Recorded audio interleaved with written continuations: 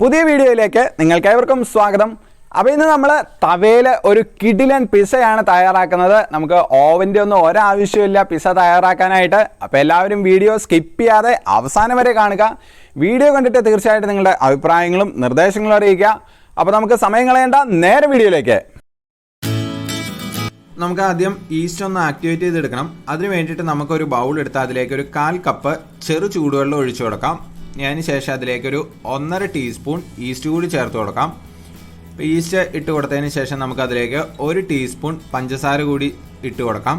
ഇനി നമുക്ക് ആ പഞ്ചസാര നന്നായിട്ടൊന്ന് അലിയിച്ചെടുക്കണം. അപ്പോൾ പഞ്ചസാര നന്നായിട്ട് അലിയിച്ചെടുത്തതിന് ശേഷം നമുക്കതൊന്ന് മൂടി വെച്ച് ഒരു 5 മിനിറ്റ് ഒന്ന് ആക്ടിവേറ്റ് ആവാൻ വേണ്ടിയിട്ട് മാറ്റി വെക്കാം.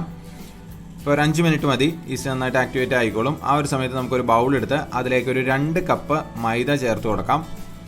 ഇനി നമുക്കതിലേക്ക് ആവശ്യത്തിന് ഉപ്പിട്ട് കൊടുക്കാം.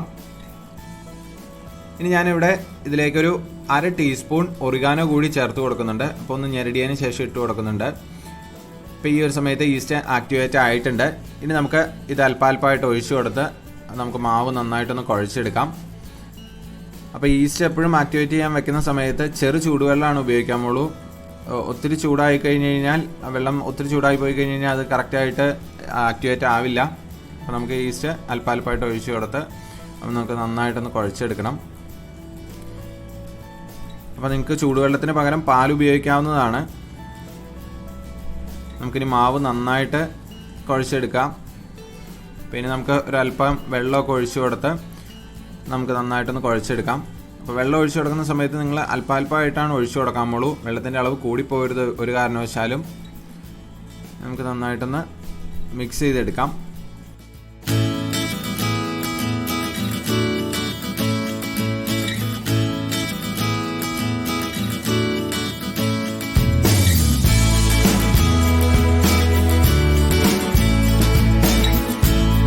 നമ്മളിവിടെ കുഴച്ചെടുത്തിട്ടുണ്ട്. ഇനി അതിലേക്ക് നമുക്കൊരു അല്പം ഓയിൽ കൂടി ഒഴിച്ചു കൊടുക്കാം. ഏകദേശം ഒരു ടീസ്പൂൺ ഓയിൽ കൂടി ഞാൻ ഒഴിച്ചു കൊടുത്തിട്ടുണ്ട്. ഇനി അതിന് ശേഷം നന്നായിട്ട് ഒന്നുകൂടി ഒന്ന് കുഴച്ചെടുക്കാം. ഇനി നമുക്ക് നന്നായിട്ടൊന്ന് ബൗളായിട്ട് അതൊന്ന് ഉരുട്ടിയെടുക്കാം. അതിന് ശേഷം ഇത് നമുക്ക് ഒരു 2 മണിക്കൂറൊന്ന് റെസ്റ്റ് ചെയ്യാൻ വെക്കാം. അപ്പോൾ അത് ഡ്രൈ ആയി പോകാതിരിക്കാനായിട്ട് നമുക്കൊരു ടീസ്പൂൺ ഓയിൽ കൂടി അതിൻ്റെ മുകളിലൂടെയും സൈഡിൽ കൂടെ ഒഴിച്ചു കൊടുക്കാം. അപ്പം നമ്മുടെ മാവ് ഡ്രൈ ആയി പോകാതിരിക്കാൻ. ഇനി നമുക്കിത് അടച്ചു വെച്ച് ഒരു 2 മണിക്കൂറൊന്ന് മാറ്റി വയ്ക്കാം. അപ്പോഴാണ് നന്നായിട്ട് അതൊന്ന് പുളിച്ചു വരുള്ളൂ. ഇപ്പോൾ 2 മണിക്കൂർ ആയിട്ടുണ്ട്. ഈ ഒരു സമയത്ത് നമുക്കൊന്ന് കുത്തി നോക്കാം. അപ്പോൾ മാവ് നല്ല സോഫ്റ്റ് ആയിട്ടുണ്ട്. ഈ ഒരു പരുവത്തിൽ ആവണം, എന്നാലാണ് നമുക്ക് നല്ല കറക്റ്റായിട്ടുള്ള പിസ കിട്ടുകയുള്ളൂ. അപ്പോൾ ഇനി നമുക്ക് ഇത് പാത്രത്തിൽ വെച്ച് തന്നെ നന്നായിട്ട് ഒന്നുകൂടി ഒന്ന് കുഴച്ചെടുക്കാം.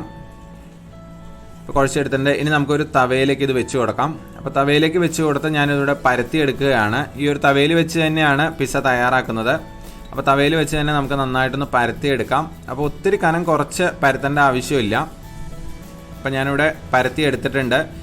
ഇനി നമുക്ക് അതിൻ്റെ ആ സൈഡ് മാത്രം ഒന്ന് കുറച്ച് കട്ടിയിൽ വെക്കാം. ഇനി നമുക്ക് ഒരു ഫോർക്ക് ഉപയോഗിച്ച് അത് പതുക്കെ ഒന്ന് അത് കുത്തി കൊടുക്കാം. അപ്പോൾ അതിന് ശേഷം നമുക്കിത് ഗ്യാസിൽ വെച്ച് കൊടുത്ത് ലോ ഫ്ലെയിമിലിട്ട് ഒരു സൈഡൊന്ന് വേവിച്ചെടുക്കാം.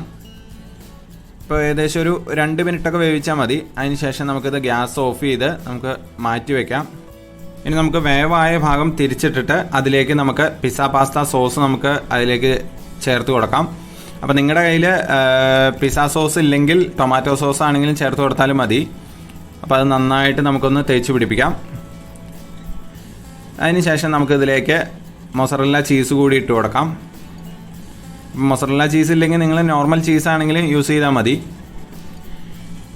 ഇപ്പം ഞാനിവിടെ ചീസ് ഇട്ട് കൊടുത്തിട്ടുണ്ട്. ഇനി ഞാൻ അതിലേക്ക് കൊത്തി അരിഞ്ഞ തക്കാളിയും അതേപോലെ തന്നെ സവാളയുള്ളിയും അതേപോലെ തന്നെ ക്യാപ്സിക്കം കൂടി ചേർത്ത് കൊടുക്കുന്നുണ്ട്. അപ്പോൾ ഞാനിവിടെ വെജിറ്റബിൾ പിസ്സയാണ് തയ്യാറാക്കുന്നത്. അപ്പോൾ നിങ്ങൾ ചിക്കൻ പിസ്സയൊക്കെ ആണെങ്കിൽ ഈ ഒരു സമയത്ത് നമ്മൾക്ക് അതിലേക്ക് ചിക്കൻ ഇട്ട് കൊടുത്താൽ മതി. ഇനി അതിലേക്ക് എരിവിന് വേണ്ടിയിട്ട് ഞാനൊരു അല്പം ക്രഷ്ഡ് ചില്ലി കൂടി ഞാൻ ചേർത്ത് കൊടുക്കുന്നുണ്ട്.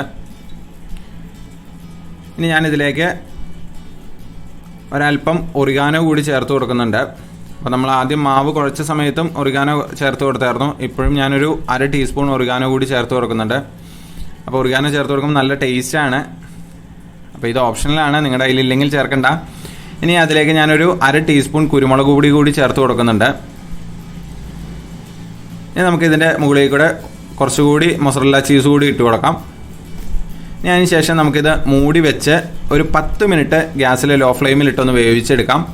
ഇപ്പോൾ 10 മിനിറ്റ് ആയിട്ടുണ്ട്. ഇവിടെ നമ്മുടെ പിസ്സ ഇവിടെ തയ്യാറായിട്ടുണ്ട്. നമുക്ക് വളരെ എളുപ്പത്തിൽ തവയിൽ പിസ്സ തയ്യാറാക്കി എടുക്കാം.